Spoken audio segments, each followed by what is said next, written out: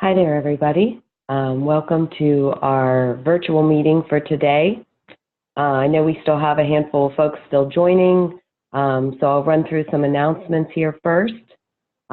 First, my name is Helen Hockey. I'm the Executive Director of the Pennsylvania Coalition for Oral Health. And first and foremost, I want to apologize.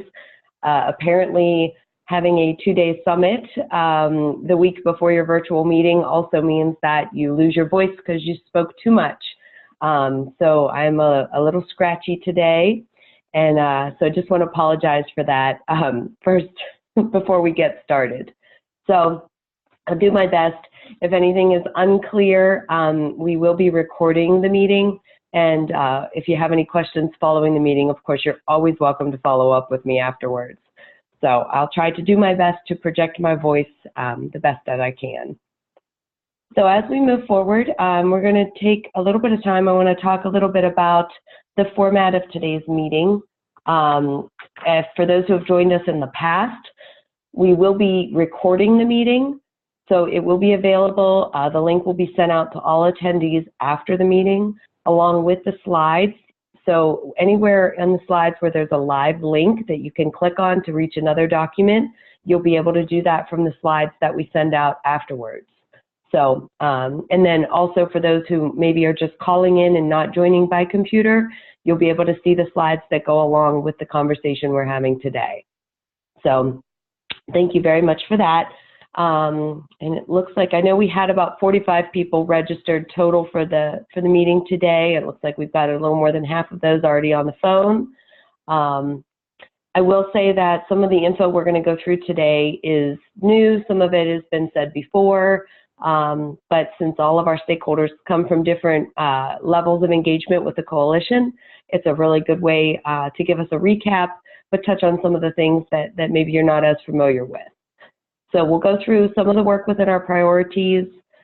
Did a little bit of a different style today and kind of did more of a popcorn, mashup of different things rather than going through each step by step. And then we're going to talk a little bit about something that's been brought up a bit lately, the 2 new grants that Pennsylvania was awarded this fall. So we'll talk a little bit about that, and we'll go over some upcoming dates for next year and have some time for question and answer. I do want to encourage everyone, if you look at the menu bar on your screen, there's a little button that says Q&A. At any point during the slides, you're able to type questions in to there, and we will see them and we'll be able to answer them for you.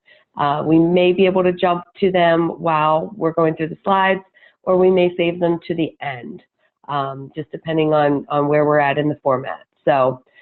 But please feel free at any time to type anything into the question and answer bar, and we'll be able to address that for you. So let's get started. First and foremost, we always have to thank our corporate and foundation supports for the generous help that they give us and help us to continue doing our work. Obviously, we also rely on stakeholders for pieces of this as well. And we know that everybody is able to give of their time and resources in different ways. So we're very appreciative of everything that people can do, whether you serve on a work group or whether you just share some of our posts, or whether you're part of a larger group that donates, a super big amount every year. We really do appreciate every single person that makes the coalition as strong as it is. So thank you very much for that. I wanted to start, we had a little bit of a big change. Many of you might be familiar with the national network that PCOH has been a part of for the last 5 years, which was the Oral Health 2020 network. And we work with some of our partners in Pennsylvania within the Oral Health 2020 network. And one of the new things that we'll be rolling out here over the coming months is a change towards this new open network, the Oral Health Progress and Equity Network.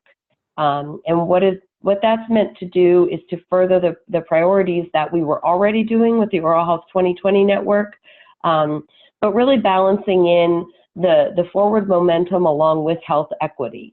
And so just for anyone who's maybe not familiar with some of the objectives and outcomes of what was previously the Oral Health 2020 network, now the Open network. There's an actual report that they just had completed on all of the progress that has been made towards the milestones.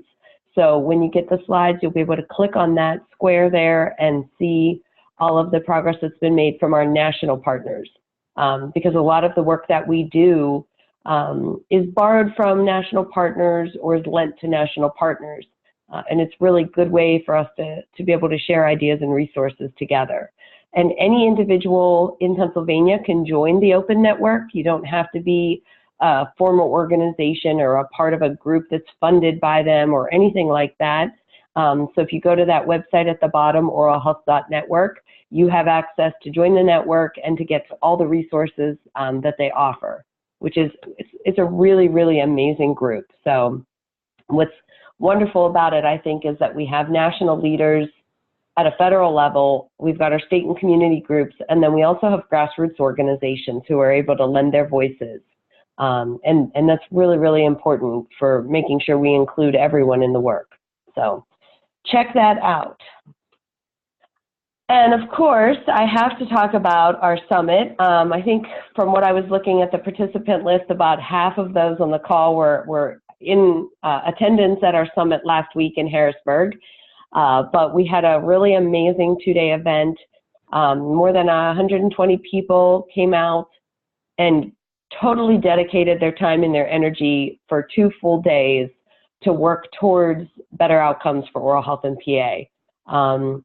We did just send, we'll have the summary of the summit up on the website here in the next day or two. We did just send out to all attendees a brief summary. If you haven't seen that in your inbox, check for it, as well as a follow-up survey. So the follow-up survey from the summit is very important for us so that we can make sure we keep the momentum going and take all of the work that we think we've gathered from the summit and then move it forward. If you had, I do have to say one technical thing, if you had any issues with the survey, try it again. There was a little bit of a blip in the system there, so, but it should be fine now. I also wanted to say, if anybody is interested, we'll be posting a full photo album on our website as well in the next week or so from all of the summit photos. And that may be, you know, obviously a great opportunity to see some of the people in the groups that you were working with, or to remember, you know, who else in the room you may wanted to talk to and didn't have a chance to. So what did we do at the 2018 PA Oral Health Summit? Day one was more of a general overview of the current system. You know, we were able to allow individual tables to identify barriers, accomplishments within their own organizations or their own regions, and then the potential impact that we really wanted to see happen, you know, from those accomplishments and what that could look like 10 years from now. Many people enjoyed doing a sort of a map of their current system to discover where we had, you know, the holes and where we had the bright spots, and putting that all together in a real visual way to see a map of our current system and then be able to use that to come up with future ideas to move forward. It was a lot of good energy in the room. So for those who were there will probably agree. It was just a really great collection, and everyone had very great ideas, open hearts, open minds. It was wonderful to see that. So day two, we came back, talked a little bit about some of the reflections we had, did some more impromptu networking. Again, one of the goals of our summit was to allow the folks in the room to be able to connect with each other. Because obviously one state organization cannot micromanage every single thing that happens on a grassroots level. And we really wanted these different groups and different individuals to be able to talk to each other. And I think that was probably the thing that I saw that came out of the summit that I thought was my favorite. And then individuals were able to self-select into areas of interest to come up with new ideas to move some of the oral health initiatives in our state forward. And then, you know, a big thank you to everyone in the room who was then able to turn that around and give us some recommendations as a coalition where we should be spending our time into 2019 and beyond. So it was a really, really solid meeting. I hope everyone enjoyed themselves that were able to attend, and we look forward to continuing all of the work that was started into the next 2 years. So bringing us back a bit, I wanted to talk a little bit. Many of you are very familiar with our coalition priorities. We did tweak one this year, so I wanted to point that out as part of our 2018 kind of changes and new ideas. The third priority there, advancing and advocating for oral health policy and infrastructure across all systems, is a little bit of a change, whereas we were talking just about the state oral health plan. We wanted to be more inclusive of all the different ways that we can advocate for oral health policy. And so that was a really important thing that our board decided this summer. And I think that, you know, we've seen that we really kind of do that already. So we needed to encompass that with our priority. And the remaining priorities will stay the same. You know, of course, supporting our oral workforce development, making sure that we have the right providers in the right areas to do the right things. Improving oral health for our most vulnerable populations continues to be probably one of the top things that we see ourselves focusing on every day, and then advocating for community water fluoridation as well. So those are, you know, our 4 priorities. We want to make sure that, you know, you guys are aware of those, and if there's work that falls under those things that you can keep us, you know, keep us in the loop on, we really appreciate that. And if we can help with any assistance or resources, we certainly will. Now, I mentioned the State Oral Health Plan. For those who maybe haven't seen it, it is available on our website, and it will be available through a clickable link with these slides. We have 3 main priorities that the Pennsylvania Department of Health has identified: access to oral health care and prevention, oral health workforce development, and oral health infrastructure. We've been very fortunate that we had some new awards coming in, and we're going to talk about that towards the end of today's meeting, that will really be able to work on accomplishing some of these goals. So another kind of really great work effort that we have that's sort of evolved a little bit in 2018 is our oral health webinar portal. We wanted to find a way that we could reach dental providers and medical providers and community providers all across the state, and, you know, teach them some of the skills that we hear about and that we feel are important for them to know. So many of you have probably gone to this website. We have a handful of courses currently listed there: our H1 Connect the Dots, our Cavity-Free Kids, our Oral Health for Community Health Workers course, and then the Oral Health through the Lifespan course, which it was developed by the American Academy of Pediatrics and designed for medical providers, not just pediatricians and obstetricians, but also family physicians as well. And it could even be really tweaked for the providers that see, you know, our endocrinologists who see our patients with diabetes, that might want to know a little bit more about oral health. So those are our current options. We are in the process of updating the website to a more user-friendly format, which is expected to be finished up hopefully by the end of the year. And with that update, we will have our special needs modules added to that as well. So you'll see there'll be a series of modules on there that focus on getting oral care to persons with disabilities. So just a really great resource and completely free. So you guys can share it, you know, with your provider networks, and, you know, encourage everyone to take a little bit of time and learn a little bit more about those public health initiatives. I wanted to talk a little bit about how we're working with students, because I think when we talk about oral health workforce, we know that our pipeline of students coming up, you know, are really where we can affect the most change. So I've mentioned before that we work with the Health Occupation Students of America Pennsylvania chapter, which is lovingly referred to as PennHOSA. That group has an annual meeting, and we will again be planning to join them. It's the first week of April this year, so that we can actually meet with all of the students who are interested in dental careers at a high school level. I think it's a really great way to start spreading the word about the need for more dental providers, particularly in rural areas. The other work that we've been doing, and falls under both it's sort of dually sponsored by a Delta Dental grant, and then some of the new HRSA funding that Pennsylvania has been awarded, is our TEETH program, where we take the book called TEETH that is that's pictured there, and we take it into the dental and dental hygiene programs, and we share it with the students, so that they can get a little bit more of a deeper dive into what public health really means and the needs of our country, as they make their decisions as to how and when and where they want to practice. So it's been very successful so far. We've done 3 sessions. We've seen a total of 63 students, as well as about 10 faculty that we've been able to have the study discussions with. And we've got 2 more scheduled into January already. So we're very hopeful that it's going to be a very successful program, and the feedback so far has been great. So talking about internships, we work with a variety of different students from, not only just dental and dental hygiene programs, but also public health programs.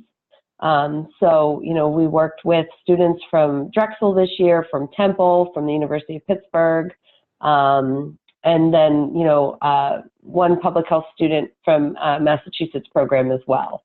So we do try to encourage, if you know of a public health student, if they would like to, work with us or learn from us, and of course we learn from them as well. That is always an option, and it's something that we enjoy doing. So, and then lastly, we were really excited this year to be able to offer Summit scholarships. We offered them to community members and also some students as well. And I think that the voices of the students and the community members at the Summit were heard. And I think that people really enjoyed having those conversations. So a big thank you, of course, to the students and community members that were able to join us for the Summit. And we were so happy to be able to offer that to them. So another piece of our work around the state oral health plan is that the Department of Health is able to assist us with providing some mini grants to organizations. This year we were actually able to do 2 rounds, just for how the timing worked out with the grant years. And we were able to do a total of almost $26,000 awarded out through 12 mini grants across the state. And so we've got the list of organizations there, both from our last grant cycle and our current grant cycle, who have been awarded these mini grants.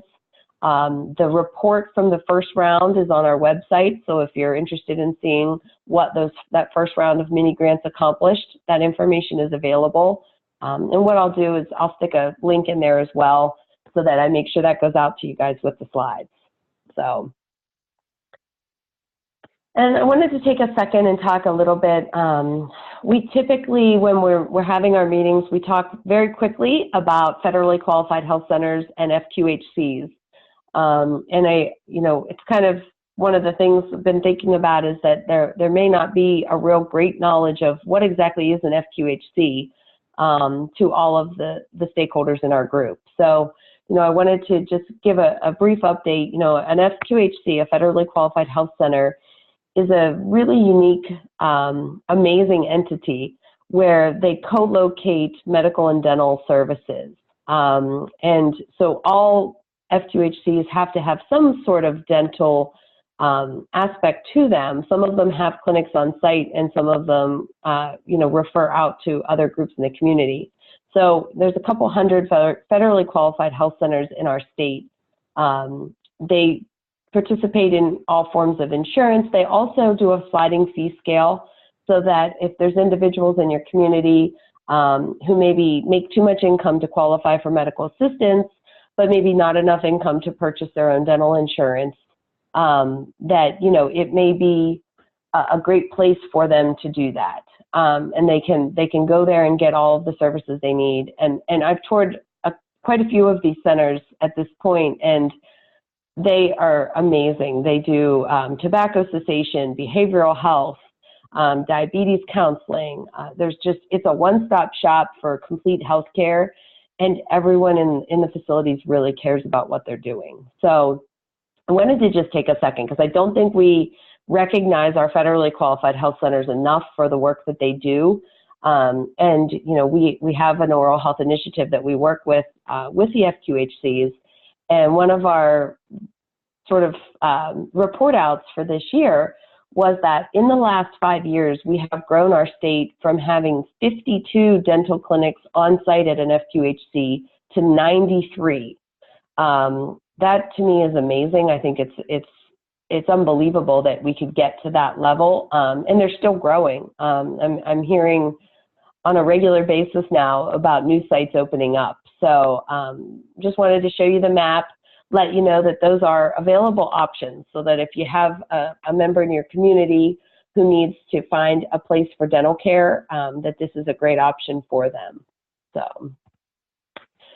And then our work around public community water fluoridation, just to take a second, we show this map at a lot of our stakeholder meetings, but just wanted to show it again. This is the Healthy People 2020 goal for community water fluoridation. What we really want to see people at is about 79% of the individuals in their communities that are served by public water systems to be receiving optimally fluoridated water. As of 2017, according to the PA Drinking Water Information System, which is how our state tracks it, we are now at 65%. Which is it's a great number, but obviously still shy of where we want to be. So, that is something that we still consider a top priority, is advocating for that optimally fluoridated water. One of the ways that we're going to be doing that, some of you at the summit may have seen the SWAT badges that we handed out. SWAT stands for Statewide Water Action Team. Full disclosure, we stole this idea from Kansas. With their permission, of course, and we decided that we were going to make these magnets up to be handed out, and it's not just for dental providers or medical providers. It's for everyone in a community to have. Anyone who cares about oral health or cares about their water being optimally fluoridated can keep these badges, on their refrigerator or at their work, and if they hear any rumblings of problems with fluoridation, or they, hear that somebody wants to threaten community water fluoridation in a community that already has optimally fluoridated water, they have a number to call, somebody who can activate a statewide network and really try to stop those things before they get started. The other side of that is if there's a community that wants to start fluoridation, then we can offer resources to them as well. So we did do the distribution of these badges at the summit. We also had additional packets available so that if folks were going back to a community meeting and they wanted to share them, that they could. And if anybody on the call now or in the future would like to have a packet, if they have a specific event that they would like to share the flyer and the magnets with, please let us know and we can get those out to you. Because really our idea is to blanket the state with this information. And another new change that we did working towards community water fluoridation in Pennsylvania, we joined the American Academy of Pediatrics in the spring, in March, and learned some really new techniques. One of the things that we came away with from that meeting was establishing contacts with our water authorities and really making sure that we did sort of an idea that we wanted to let the water authorities know that they're valuable, the decisions they make affect the health of their communities, and as such, they are really more important than a lot of other providers because what they do and how the decisions they make can have wider health effects than even what an individual provider can do. So we really wanted to start having those relationships and talking with the water authority associations. And so there are actually, there are 4 major water authority associations in Pennsylvania. And what's a lot of people don't realize this, that there are actually more than 10,000 community water systems in Pennsylvania. Some are very small and only serve a couple hundred people, and some are very large. But we do have a ton, and so in order to reach the most amount of those water authorities, we are using the associations that they belong to and the conferences that they go to make contact with them. And so at the end of this year, we were able to attend 2 different conferences and distribute information out, and we were able to make a lot of great contacts. Now that being said, our plan in the spring is to hit the other 2 that we were not able to get to in 2018, and then continue to do that work. We want to keep doing that. We don't want that to be a one-time thing. So we will continue to do that. If you have somebody in your own area at a water authority that's a good contact for us to have, please let us know. We'd be glad to reach out to them. So some other news. I wanted to talk a little bit about some of the presentations we did this year, just very quickly. We were very fortunate that we were able to present at the American Public Health Association annual meeting in San Diego this year. And we did a poster presentation on our pregnancy and oral health media campaign that was conducted in 2017. Very well received and quite an honor for us, quite frankly. We were also able to talk a little bit about our 2016 Workforce Summit at the National Oral Health Conference. For anyone who's not familiar with the National Oral Health Conference, it is an event put on each year by the Association of State and Territorial Dental Directors and the Association of Public Health Dentistry, AAPHD. And they do this dual conference each year, and it's an amazing event with just tons of people who are really public health focused on oral health. So we were very fortunate to get to do a roundtable lunch discussion this year for that as well. We were also recognized along with one of our stakeholders, Kelly Braun, with the National Offices of State, hold on, I'll get it correctly. I'll get it correct in a minute. National Organization of State Offices of Rural Health did a Community Star Leader booklet and recognition, and we were very fortunate to be nominated for that as a rural health leader. So very, very exciting for us. And it wouldn't be a PCOH meeting if I didn't talk about our Oral Health Collective Impact Initiative group. They're all probably well known to everyone at this time, but for anyone who might be new on the call, we joined with the Pennsylvania Association of Community Health Centers, the Pennsylvania Head Start Association, and the Healthy Teeth, Healthy Children program of the Pennsylvania chapter of the American Academy of Pediatrics. And we work with them on a combined Oral Health Collective Impact Initiative. So many of the programs and things that we've done over the last 5 years with this group, you guys are aware of. I did want to say that as we move in, you know, and moving forward, some of the work that we're going to be touching on into 2019, we're going to be increasing the federally qualified health centers participating in school sealant programs. The Head Start Association is launching an oral health ambassador program so that Head Start parents are able to be ambassadors for oral health. And then our AAP partners are going to be doing a lot of food pantry and community site work. So we'll be doing oral health education at locations like food pantries, where we can capture the populations we're trying to reach, you know, and meet them where they are. So it's really an exciting year to be part of the Oral Health Collective Impact Group. And, you know, we're going to be adding another partner in 2019, the Pennsylvania Office of Rural Health, so that we can add more rural health perspective to the work that we do. So very, very exciting for those who aren't familiar with the work of POCI. Okay, so nearing the end of the meeting here, I just wanted to take a couple minutes and talk a little bit about the state's awards from the federal government. So I mentioned that we were fortunate to get these 2 awards. One was from the Health Resources and Services Administration, otherwise known as HRSA, It's a 4-year award, and the program and the narrative that we submitted for that, the Pennsylvania Department of Health was able to submit for these awards, and we provided some technical assistance with the programs and the grant writing. So that award is called the New Approaches to Oral Health Infrastructure and Capacity Award.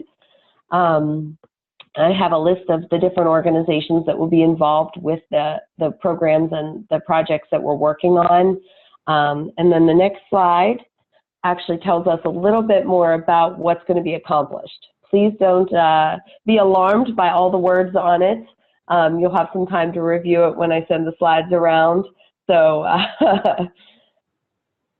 just to make sure that you have it all there, those are the kind of the deliverables that we're hoping to accomplish.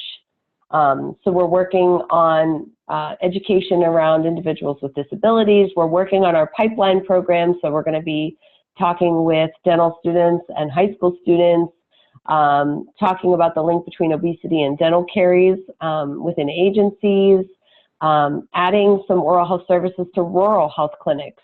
So actually funding equipment for portable systems so that rural health clinics can add oral health services. We're going to be doing a teledentistry model up in Erie with the County Department of Health there. And then we'll be, internally, one of the things that's pretty amazing about these awards is that the Department of Health is going to be able to build up their own internal infrastructure. So I'm happy to say they've already hired a second public health program administrator in the Department of Health, in the oral health program specifically. And then we've retained a dental public health consultant just to kind of serve as a dentist's voice on all of the work that happens within the oral health program. So we want to see that be a reduction in health provider shortage areas.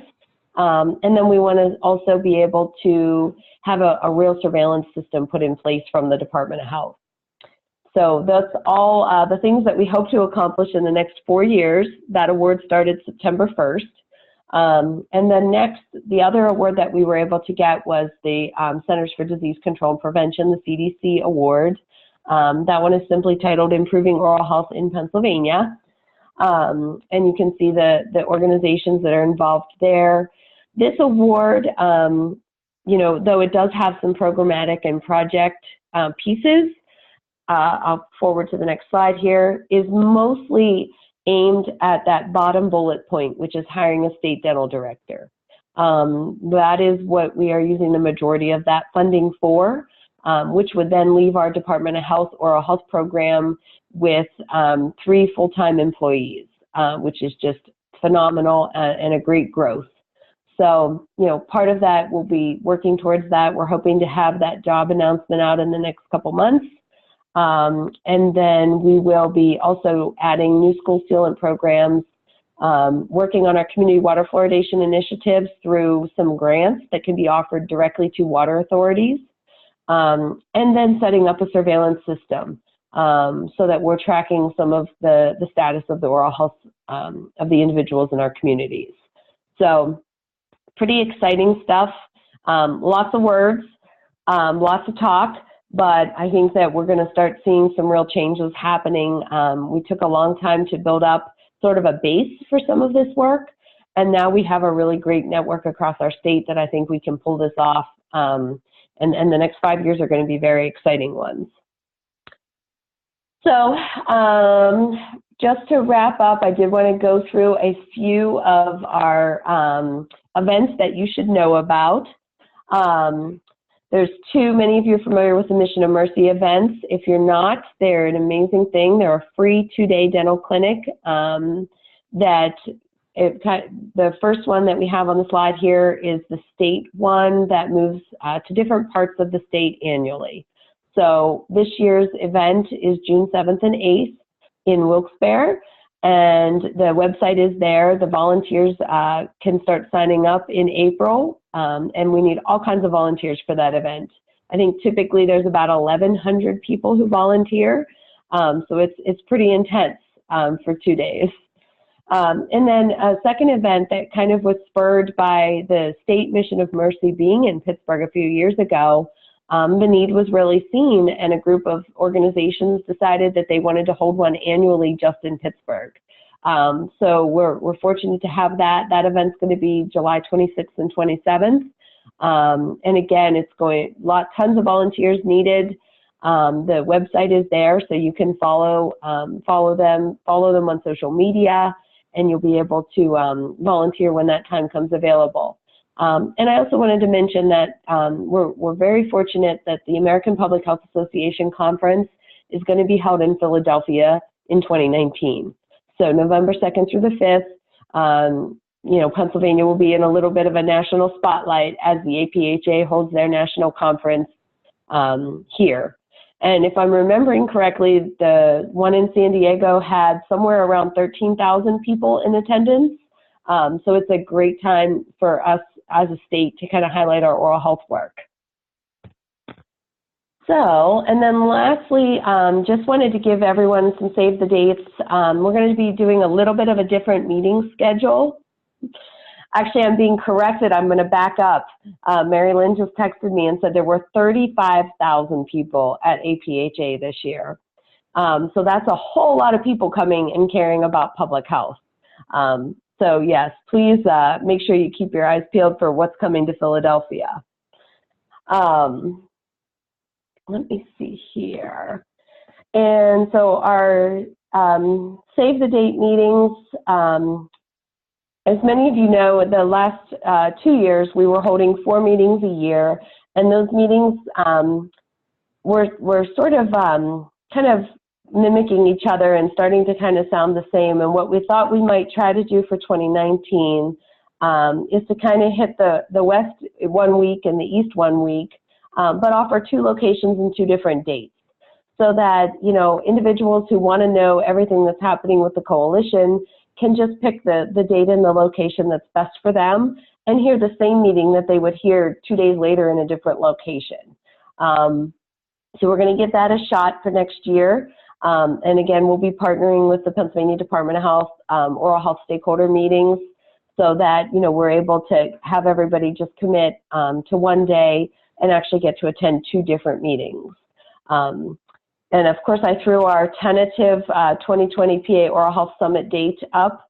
For those of you who may not be aware, our summit is something that is held every 2 years. So we're going to bring it back in front of Thanksgiving again for 2020, and our goal is to hold it on November 12th and 13th. So I will get that out, and that is really, you know, our goal is to keep that date somewhat close as we go every 2 years. For those who have not had the chance, I always like to take this time to remind you to follow us and connect with us on social media. We do send out our regular newsletters, but we have not, you know, and we do try to do a lot through social media as well. But if you're following us through our social media channels and getting our newsletters, then you're making sure you're not missing any information. So please do try to find us on those sites. And of course, with the holidays fast approaching, I have to mention our Amazon Smile account, so that if you're not familiar, you can just pick PA Coalition for Oral Health as your charity on Amazon. And when you shop through the Amazon Smile site, which is the same as the regular Amazon site, it makes a donation to PCOH. So it's the right time of year. I don't know about you guys, but we are certainly seeing the UPS man quite a bit around my house. So with that being said, I'm going to turn it over for questions here. And let's see here. And I know we have, okay, Sue asked a question about teledentistry. And I know I wanted to kind of elaborate a little bit there. Teledentistry is a hot topic in our state, and I wanted to point out for those who may not be, you know, aware. Yes, there was a bill in the legislature this year that referred to teledentistry, telehealth in general, telemedicine, and you know, it did not make it the entire way out by the end of the session. But we do have a lot of groups in our state who are already using teledentistry. The one thing that we don't have coverage for are the specific codes that mark the services as teledentistry. But that doesn't mean that what we have found is that a lot of the managed care organizations, if services are provided via a teledentistry model, the individual codes for the services can still be billed. So I will say that teledentistry is alive and well in Pennsylvania. Most of them prefer that it's a live version. So there's two ways you can do teledentistry. You can do a live stream feed where the doctor and, say if it's a public health hygienist who's, with the patient, are able to see each other on live video feed and answer questions back and forth. I know most of the organizations that are wanting to pay for teledentistry would prefer it to be that way. The other way that it can be done is called store and forward, where you take pictures, you gather the information and the chart on the patient, and then a dentist or a specialist reviews it at a later date, and then is able to offer their diagnosis from that. So those are the two ways that teledentistry is kind of being used in Pennsylvania right now. It's not mandated to be paid, but it is starting to happen. And it's really been one of the things that we're doing with the project in Erie is that we're able to send a public health hygienist out into the Head Start and get those kids preventive services, but then also by use of the teledentistry model, get them their mandated exams that they have to have. And what that does is connects them too, so that the dentist who's seeing them via video feed is then able to become, a dentist of record. The public health hygienist can set up a follow-up appointment for restorative care if needed. And it's a great way to establish a dental home as well. It doesn't fix all the transportation issues or barriers, but if one or two of the visits don't have to be done in a dental office, then of course that's really helpful. And it allows the dentist to prioritize the kids that need triaged into care right away. So I hope that talks a little bit, maybe Sue, if that's enough for what you were asking there. Give it a minute here to see if there are any other questions popping up or if Sue has any follow-up.